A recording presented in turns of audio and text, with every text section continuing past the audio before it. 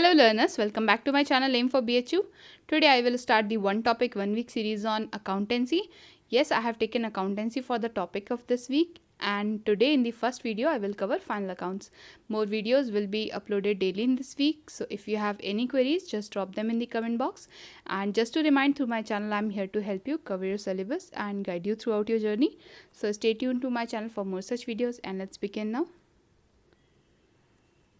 So final accounts is the topic for today, and students, as I have already covered introduction to accountancy, and also I have discussed the accounting concepts, accounting conventions, I thought of taking this topic as it seems important from your exam point of view. And if you haven't seen that video, I will provide the link in the description box. Go through it first and then come back to this topic. So final accounts consist of a profit and loss account and balance sheet. So final accounts के दो components होते हैं, पहला profit and loss account and the other one is balance sheet. So they are prepared at the end of a business accounting year after the trial balance has been completed. और final accounts को हमेशा trial balance को बना लेने के बाद बनाया जाता है. ऐसा क्यों? क्योंकि trial balance is the basis of creating the final accounts. So final accounts को हमेशा trial balance के basis पर ही बनाया जाता है, तो इसलिए trial balance को पहले और final accounts को उसके बाद बनाया जाता है. Some businesses also produce final accounts half yearly, quarterly or even monthly.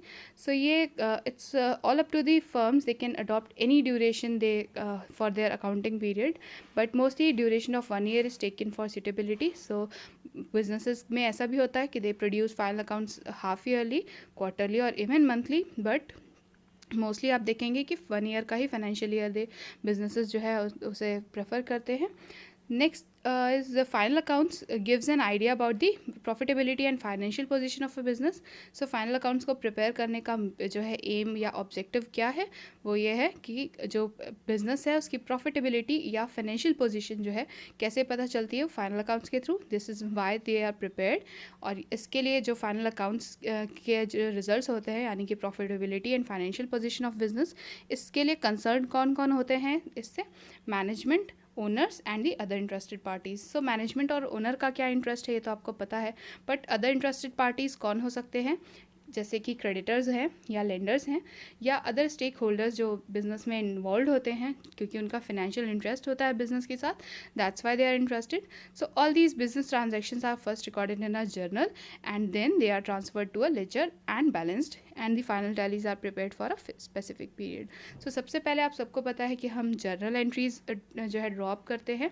सबसे पहले इन्हें ट्रांजेक्शन्स को रिकॉर्ड किया जाता है इनके थ्रू, और जर्नल एंट्री से सारे जो है अकाउंट्स होते हैं उन्हें लेजर अकाउंट्स में जो है ट्रांसफ़र किया जाता है एंड देन जो लेजर अकाउंट्स होते हैं उनको बैलेंस किया जाता है और इन्हीं बैलेंसेस को लेकर ट्रायल बैलेंस बनाया जाता है और फर्दर ट्रायल बैलेंस से फाइनल अकाउंट्स बनाया जाता है. तो ये सारी चीज़ें जो हैं दे together create a chain. And so let's move on to objectives of preparation of final accounts. So why final accounts are prepared? First one is to ascertain the results of a transaction. So एक accounting year में business ने जितने भी transactions को जो है pursue किया होता है, कैरी आउट किया होता है, उनका ओवरऑल इम्पैक्ट क्या रहा बिजनेस पे, ये कैसे पता चलता है हमें फाइनल अकाउंट्स के through. So let's see how. Final accounts are prepared to know the profit earn और loss sustain by the business in a particular period of time. So in order to determine the profit and loss of business, trading and profit and loss account or income statement is prepared. So final accounts, they are prepared to know the profit earned or loss sustained by the business.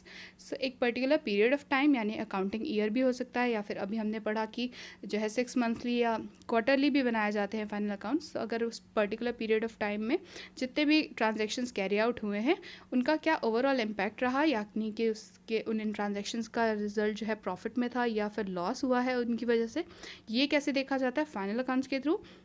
और profit या loss को determine करने के लिए हम क्या बनाते हैं? Trading and profit and loss account या फिर income. So the other objective of preparing final accounts is to know the financial position of a business. So besides the determination of profit and loss, the financial position of the business is measured through final accounts. The financial position of the business is shown with the help of balance sheet. So सिर्फ profit and loss का amount नहीं determine करना सिर्फ एक जो है objective होता है फाइनल अकाउंट्स का. अदर ऑब्जेक्टिव्स भी होते हैं, जैसे कि बिजनेस की जो फाइनेंशियल पोजीशन है वो कैसे पता चलती है इन्हीं फाइनल अकाउंट्स के थ्रू. And the financial position of business is shown with the help of balance sheet. So balance sheet के थ्रू ये जज किया जा सकता है कि बिजनेस की फाइनल पोजीशन कितनी साउंड या कितनी ख़राब है। तो ये कैसे होता है, एसेट्स और लाइबिलिटीज़ को कंपेयर किया जाता है कि लाइबिलिटीज़ के कंपैरिजन में एसेट्स कितनी जो है उसके पास, उस बिज़नेस के पास एग्जिस्ट करती हैं। तो इस तरह से फाइनेंशियल पोजीशन ऑफ बिजनेस जो है that is ascertain. So let's move on to trial balance as it is the basis of final accounts. So the basis of final accounts is trial balance. Trial balance includes all the balances of ledger accounts. It includes the account balances of expenses, revenues, assets, liabilities, capitals and drawings. So trial balance ही जो है final accounts के basis की तरह work करता है।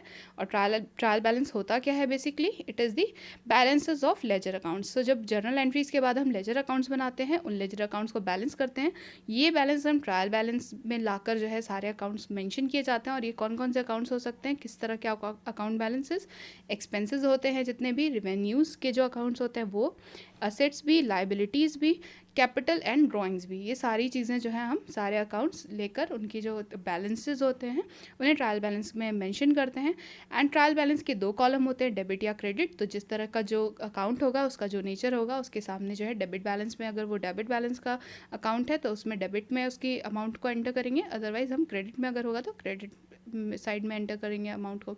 So debit balance में कौन कौन से होते हैं, they usually represent expenses, assets and drawings and these appear in the debit column of trial balance. So obvious है कि डेबिट बैलेंसेस में कौन कौन से जाएंगे, जो कि डेबिट नेचर के होते हैं, यानी कि आपके एक्सपेंसेस हैं, एसेट्स एंड ड्राइंग्स, ये सारे डेबिट नेचर होते हैं। तो इनके जो भी अमाउंट होंगे वो debit column of trial balance में मेंशन किए जाएंगे। और क्रेडिट बैलेंस में क्या आती हैं चीज़ें, जनरली रेवेन्यू है, कैपिटल और लाइबिलिटीज़ हैं, these appear in the credit column of the balance sheet.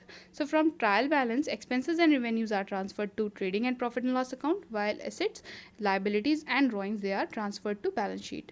So सबसे पहले जितनी भी हम ट्रायल बैलेंस में पर्टिकुलर्स में चीज़ें लिखते हैं उसमें से फिर फर्दर हम क्या करते हैं, एक्सपेंसेस और रेवेन्यूज़ जो होती हैं उन्हें हम trading and profit and loss account में ट्रांसफ़र करते हैं।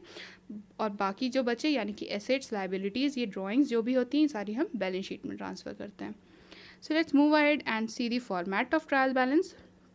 सो ट्रायल बैलेंस ऐसा कुछ दिखता है, एक कॉलम होता है इसमें पर्टिकुलर का, the others are debit column of amount and the credit amount column. ठीक है, सबसे पहले आप यहाँ पर्टिकुलर्स में देख सकते हैं cash in hand, cash at bank, ये सारी जो एसेट्स हैं वो देख लीजिए। फिर सन्ड्री क्रेडिटर्स यानी कि लाइबिलिटीज़ वाले जो भी अकाउंट्स होते हैं वो भी यहाँ पे मेंशन है।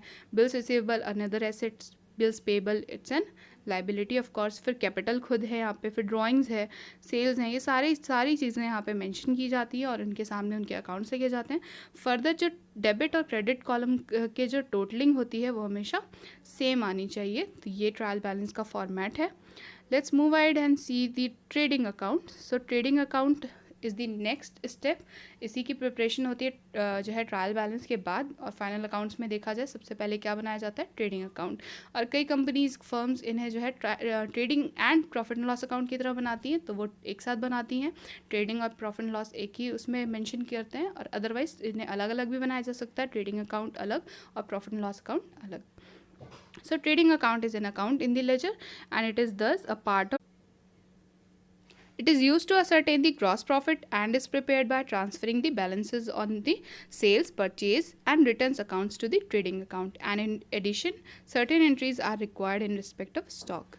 So trading account में क्या होता है, as it is a part of ledger, it is part of double entry system. And through preparation of trading account हम क्या सर्टेन करते हैं, हमेशा gross profit. So gross profit को किस तरह से निकाला जाता है, कैलकुलेट किया जाता है ट्रेडिंग अकाउंट के थ्रू। और इससे हम ट्रेडिंग अकाउंट को बनाते कैसे हैं, it is prepared by transferring the balances of sales, purchases and returns accounts. जितनी भी चीज़ें स्टॉक से रिलेटेड होती हैं, एक्सपेंसेस, अदर एक्सपेंसेस भी, वो सारे भी आपके ट्रेडिंग अकाउंट में जाते हैं। तो इसका फॉर्मेट देख लेते हैं सबसे पहले। सो फॉर्मेट ऑफ ट्रेडिंग अकाउंट ये रहा आपका। Trading account for the year ended, यहाँ पे जो है आपका टाइम मेंशन होता है। ठीक है, जो भी डेट, टाइम नहीं एक्चुअली डेट मेंशन होती है, सॉरी। सो यहाँ पे डेबिट कॉलम है, क्रेडिट कॉलम है, पर्टिकुलर्स अमाउंट है डेबिट के लिए, और फिर पर्टिकुलर्स अमाउंट का एक एक कॉलम क्रेडिट साइड के लिए। ठीक है, तो यहाँ पे देख लीजिए डेबिट में क्या क्या आता है, ओपनिंग स्टॉक है, परचेजेस हैं, और जो रिटर्न्स हो जाते हैं, जो चीज़ें हमने जो है कहीं से परचेज़ की होती हैं अपने गुड्स के लिए, जो और उसके बाद अगर हम उन्हें रिटर्न करते हैं तो रिटर्न आउटवर्ड्स होते हैं वो, ये भी यहाँ पे लेस करके तब लिखा जाता है। फिर wages, carriage inwards, freight inwards या कार्टेज, इस तरह के भी जो एक्सपेंसेस होते हैं वो भी क्या कहाँ मेंशन होते हैं, ट्रेडिंग अकाउंट में, क्योंकि ये स्टॉक से रिलेटेड है।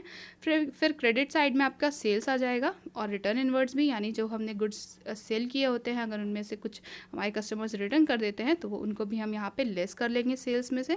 और जो क्लोजिंग स्टॉक यानी the stock amount of the stock at the end of the year, वो भी यहाँ पे मेंशन होता है। फिर फर्दर जब डेबिट और क्रेडिट को आप टोटल करेंगे तो अगर क्रेडिट साइड ज़्यादा है डेबिट साइड से, तो जो बैलेंस अमाउंट होगा हम उसे ग्रॉस प्रॉफिट करके मेंशन कर देते हैं, और अगर डेबिट ज़्यादा है और क्रेडिट कम है अमाउंट, तो हम उसे ग्रॉस लॉस करके बैलेंसिंग फिगर को वहाँ पे मेंशन कर देते हैं। तो this is how format of trading account is prepared, यानी कि जब भी ट्रेडिंग अकाउंट हम बनाते हैं तो या तो हमें ग्रॉस प्रॉफिट मिलता है या फिर ग्रॉस लॉस मिलता है, और यही ग्रॉस प्रॉफिट या ग्रॉस लॉस हम further profit and loss account में ट्रांसफ़र करते हैं।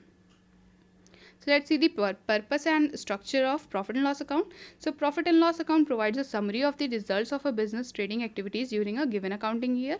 So एक accounting year में business की जितनी भी trading activities हुई होती है उनका जो result होता है उसकी summary कहाँ पे होती है आपके profit and loss account के through, and it shows the profit or loss for the year. The purpose of profit and loss account is to enable the users of accounts such as the owner to evaluate the financial performance of a business for a given accounting year.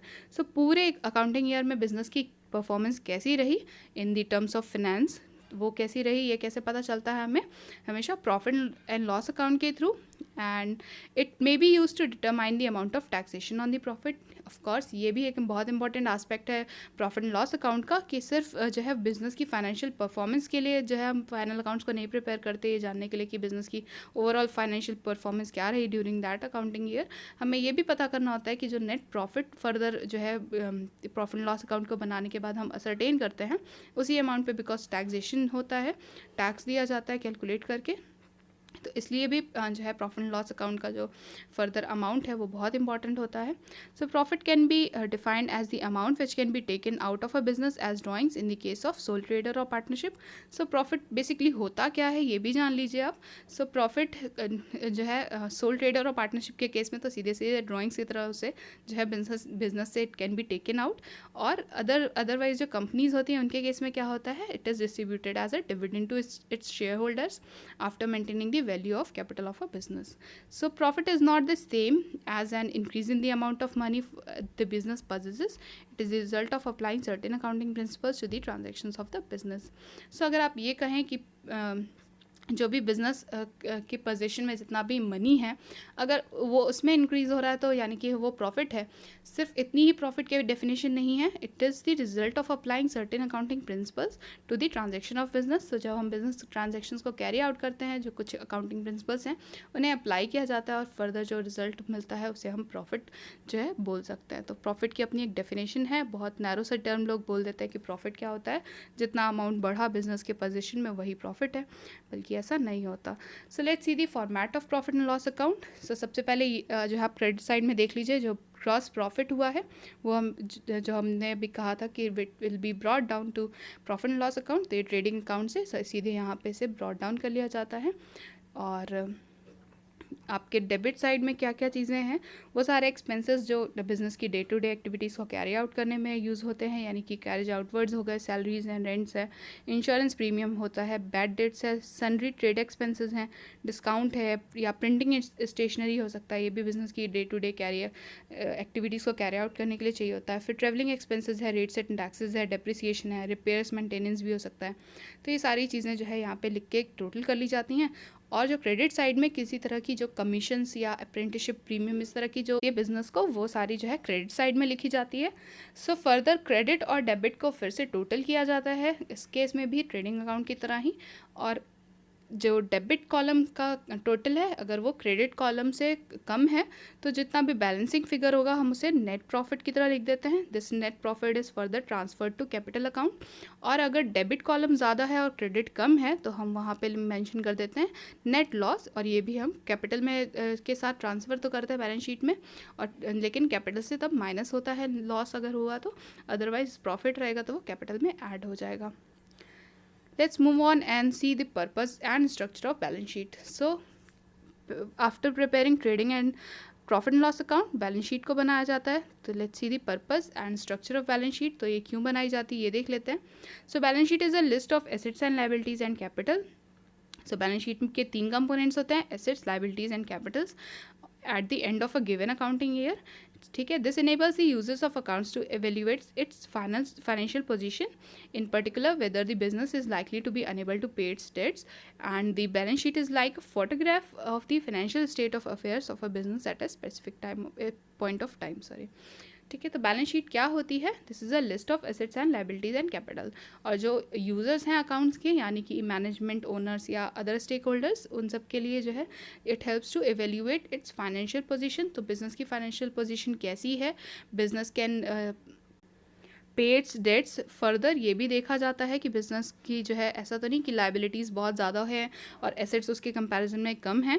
तो ऐसा हो सकता है कि business अपनी जो है dates देने में, फर्दर जो है पे ऑफ करने में उतना कैपेबल ना रह जाए। तो ये सारी चीज़ें कैसे असरटेन की जाती हैं फाइनेंशियल पोजीशन बिज़नेस की? बैलेंस शीट के through. So balance sheet is like a photograph of the financial state of affairs of a business at a specific point of time. So अगर एक पर्टिकुलर पॉइंट ऑफ टाइम पे business की जो भी financial state है वो पता करनी हो हमें अगर, तो हम बैलेंस शीट के थ्रू पता कर सकते हैं, because it's like a photograph of the financial states. तो बिज़नेस को अगर हम एक फोटोग्राफ बोले तो कोई गलत नहीं होगा, बिकॉज वो सारी चीज़ें जो है फाइनेंशियल स्टेट जो ओवरऑल बिज़नेस का है वो कैसे रिवील किया जाता है हमेशा बैलेंस शीट के थ्रू। एंड बैलेंस शीट में जो है कौन कौन से कंपोनेंट्स होते हैं, वट एवर इट कंटेन्स, वो हम डिस्कस कर लेते हैं।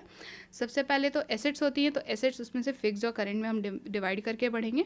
सो these are items not specifically bought for resale but to be used in the production और distribution for those goods normally sold by the business.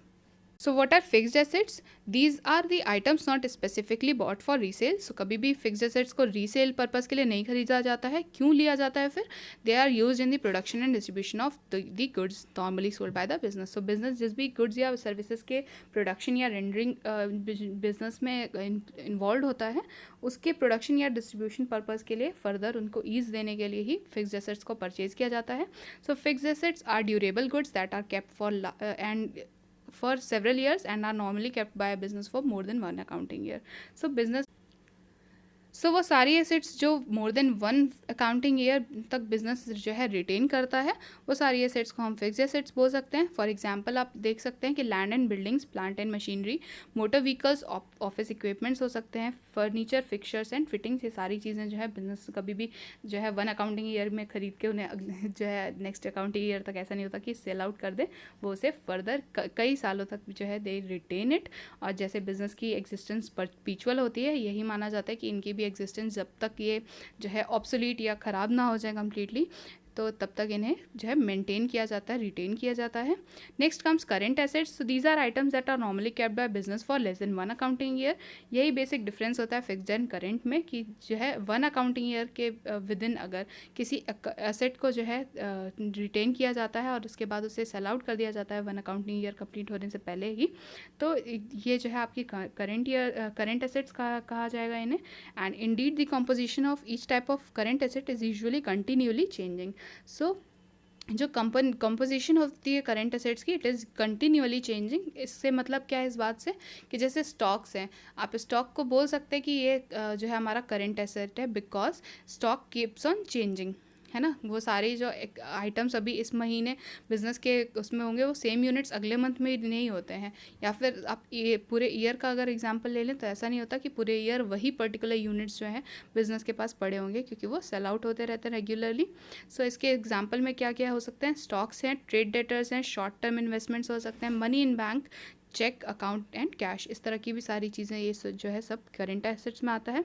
Next comes the current liabilities and long term liabilities. So liabilities के भी दो types हैं, current या long term. So these are debts owned by a business that are payable within इन 1 year of the date of the balance sheet. So वो सारी liabilities जिन्हें हम विद इन 1 ईयर जो है रीपे कर देते हैं, पे ऑफ कर देते हैं, वो सारी करेंट लाइबिलिटीज़ हैं, जैसे कि ट्रेड क्रेडिटर्स या bank ओवरड्राफ्ट्स।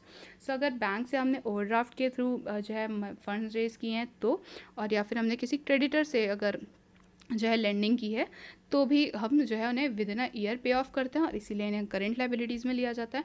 Next comes the long term liabilities. So these are debts owned by a business that are not due until after 1 year. So 1 साल के कंप्लीशन के बाद भी अगर वो सब जो है आपकी लायबिलिटीज़ ड्यू नहीं हो रही हैं, तो वो किस कैटेगरी में आ गई? आपके लॉन्ग टर्म में। जैसे कि लोन्स हो गए, अगर किसी इंस्टीट्यूशन से या किसी बैंक से लोन लिया गया है, या फिर कोई मॉर्टगेज किया गया है, यानी कि किसी एसेट के अगेंस्ट जो फंड्स रेज़ किए जाते हैं उन्हें मॉर्टगेजिंग बोला जाता है। तो जो लोन्स एंड मॉर्टगेजेस होते हैं ये लॉन्ग टर्म लायबिलिटीज़ में आते हैं आपके। Next comes the capital. So this refers to the amount of money invested in business by the owner. So owner के थ्रू जितनी भी कैपिटल, जितना भी अमाउंट इंट्रोड्यूस किया जाता है बिजनेस के अंदर, वो सारी चीज़ें जो है आपकी कैपिटल में आती हैं। Let's see the format of balance sheet. So balance sheet में हमेशा एसेट्स एंड लायबिलिटीज़ के कॉलम होते हैं, उनके सामने कॉरस्पॉन्डिंग अमाउंट लिखे जाते हैं। असेट्स में आप देख सकते हैं कि फिक्स्ड एसेट्स और करंट एसेट्स को अलग अलग ही लिखा हुआ है यहाँ पे भी।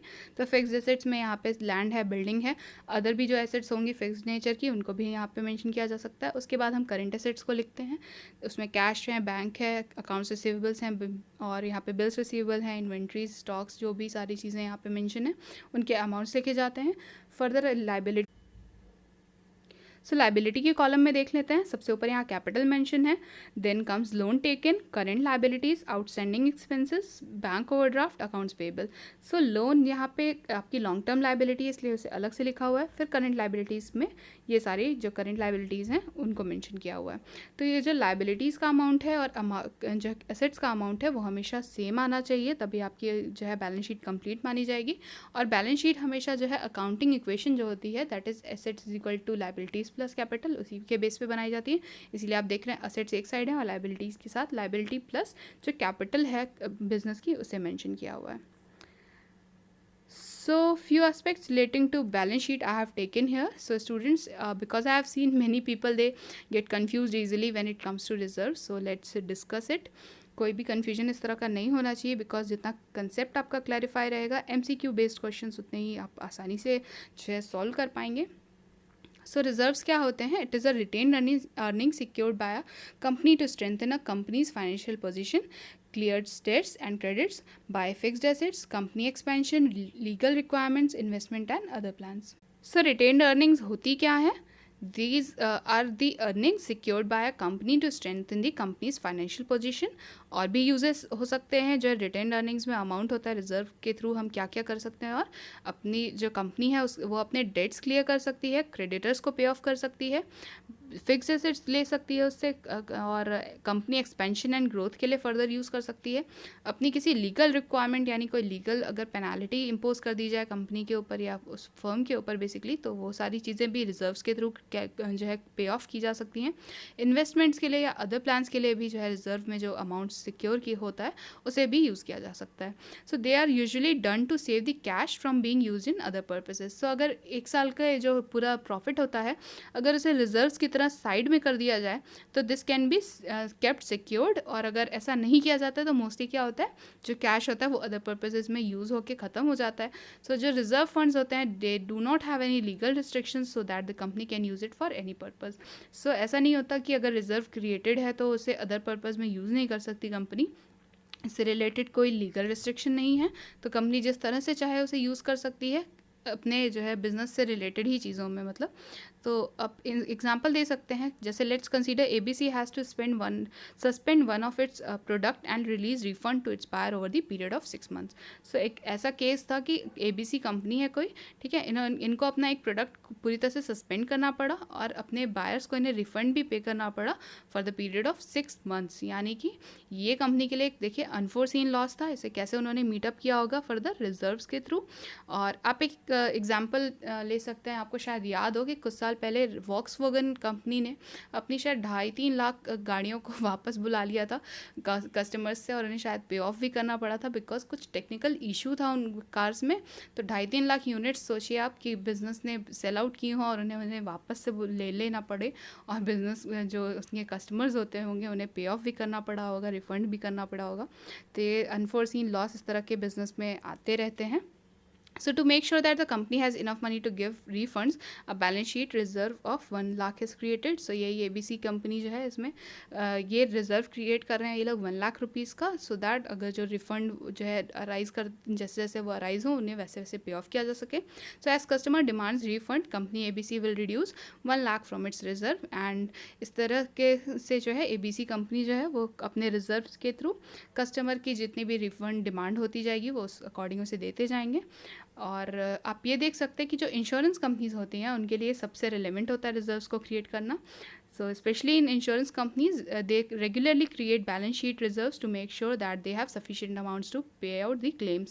So insurance companies के लिए तो ये बहुत ही relevant है कि वो reserves को create करें, because उन्हें तो regularly जो है insurance claims को pay out करना होता है. And these reserves usually meet the expenses of application that have been registered but not been yet paid. And balance sheet होते हैं, इनका nature क्या होता है, they are always registered as liability on the balance sheet. So ये business के लिए liability की तरह होते हैं कि वो reserves जो है जो रिटेन्ड अर्निंग्स होती है वो उन बिज़नेस के ऊपर लाइबिलिटी की तरह होती है. बिकॉज अगर जो है कंपनी ने उस अमाउंट को रिटेन नहीं किया होता तो वो जो है फिक्स्ड जो है उनके शेयर होल्डर्स हैं उन्हें उनको पे ऑफ करना पड़ा होता as dividends. So next we will discuss about consolidation of balance sheet. ये एक और एस्पेक्ट है जो बैलेंस शीट से रिलेटेड है और बहुत इंपॉर्टेंट है. So consolidated balance sheet shows both the liabilities and assets of a parent company along with it subsidiary in one document. So ये कंसोलिडेटेड बैलेंस शीट्स कौन प्रिपेयर करते हैं? अगर ऐसी कोई कंपनी है जिसकी एक पेरेंट कंपनी और उसकी सब्सिडरी कंपनी उसके साथ है तो वो इस तरह की जो है कंसोलिडेटेड बैलेंस शीट बनाते हैं जिसमें liabilities and assets of parent company और जो सब्सिडरी कंपनी है उसकी एक ही साथ एक ही डॉक्यूमेंट में मेंशन की जाती है. और ऐसा स्पेसिफिकली मेंशन करना ज़रूरी नहीं होता कि कौन सी लाइबिलिटी या कौन सा एसेट जो है किससे रिलेटेड है, सब्सिडरी से या उसकी पेरेंट कंपनी से. उसे बिना जो है स्पेसिफिकली मेंशन किए बिना भी वो बैलेंस शीट में उसे डायरेक्टली लिख सकते हैं. So consolidated financial statement is issued by a company whenever it acquires 50% of controlling stake of a business और of another company. So consolidated balance sheet prepare कौन करता है? अगर कोई भी कंपनी अगर उसने अदर कंपनी के जो है 50% स्टेक्स ले रखे हैं, कंट्रोल में है उनके, तो वो क्या कर सकते हैं अपने ही बैलेंस शीट के साथ, अपने ही फाइनेंशियल स्टेटमेंट के साथ कंसोलिडेटेड फॉर्म में अपनी बैलेंस शीट को मेंशन कर सकते हैं. सो यहाँ पर आप एग्जाम्पल देख सकते हैं एक, that for example if an organisation has $1 million as assets and buying subsidiaries for $4 lakh and $3 lakh assets respectively. In this scenario the consolidated balance sheet will reflect 1.7 million as an asset. So इसमें क्या है कि जो organisation है it has 1 million as assets and they buy subsidiaries for 4 lakh and 3 lakh assets respectively. So यह सारी जो है एक साथ मिला के एक साथ पूरे अमाउंट को ऐड करके ही मेंशन किया जाएगा कंसोलिडेटेड बैलेंस शीट में एसेट्स के कॉलम में. So this is all for today. Hope the topic is now clear to you all. And this week we will be covering accountancy as our topic for the one topic 1 week series, and there are more videos to come. So stay tuned to my channel and please convey your doubts in the comment box or through email. You can find my mail ID in the description box. Stay tuned to my channel. और अगर आपको BHU BCom entrance या other entrance से related किसी topic में कैसा भी कोई confusion है तो mention that in the comment box. I will include them as well. Stay home, stay safe. Please like the video, share it with your friends, subscribe to my channel and do hit the bell icon so you never miss any update from my channel. Happy learning.